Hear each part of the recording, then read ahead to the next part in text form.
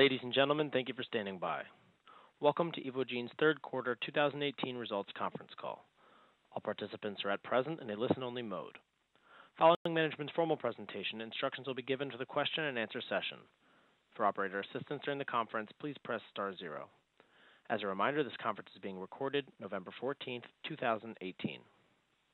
Before we begin, I would like to caution that certain statements made during this earnings conference call by Evogene's management will constitute forward-looking statements that relate to future events, risks and uncertainties regarding business strategy, operations, and future performance and results of Evogene.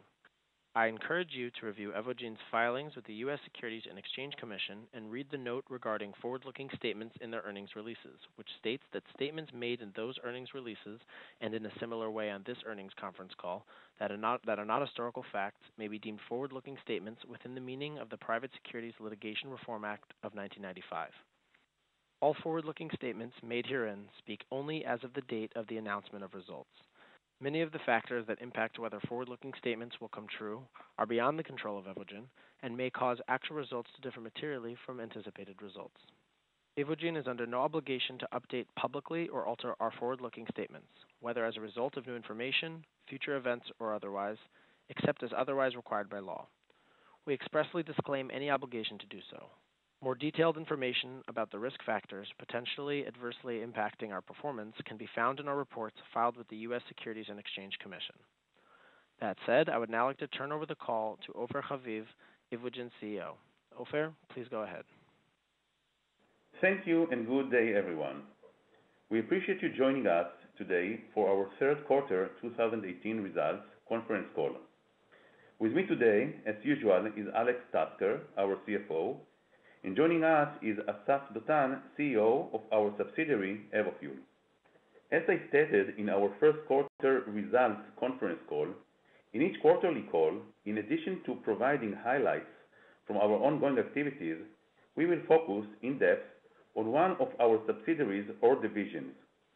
During the first quarter, we focused on ag chemicals, and during the second quarter, we focused on ag biologicals. In today's call, Asaf Dotan, Evofuel's CEO, will talk about Evofuel's activity, which focus on addressing the growing demand for a stable supply of castor oil for diverse industrial uses. So, in my comments today, I will emphasize once again Evogene's strategy as outlined in our letter to shareholders issued at the beginning of the year, and how we are implementing the strategy as it's reflected in the highlights from the last quarter. Asaf will then take the floor to provide more insight on Evofuel's activity, and we will be followed by Alex, who will discuss our financial results for the third quarter of 2018. We will then open the call for your questions.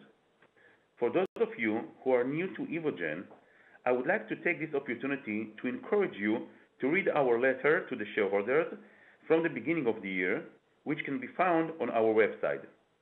As you all know, Evogene's mission is to develop novel products for life science markets through the use of our unique computational predictive biology, CPB, platform. Today, we are leveraging the CPB platform in the following life science markets: agriculture, in which we currently have activities in the following three fields: ag chemicals, ag biologicals, and citrate; human health, in which we currently have an activity in the field of microbiome-based human therapeutics; and for industrial applications, where we develop an integrated ag solutions for commercial cultivation of castor grain to address the growing demand for castor oil. In accordance with our strategy, we are in the process of implementing a new corporate structure, which is expected to accelerate our commercialization efforts and make product development more efficient. The new structure will be based on stand-alone companies, which each one of them focused on a distinct field, such as ag chemicals, ag biological, or castor oil, with access to the CPB platform, providing their main competitive advantage. Each of our current and future subsidiaries, with their own management and R&D team, have three main objectives. First, to build its product pipeline. Second, establish its go-to-market strategy based on collaboration or direct sales.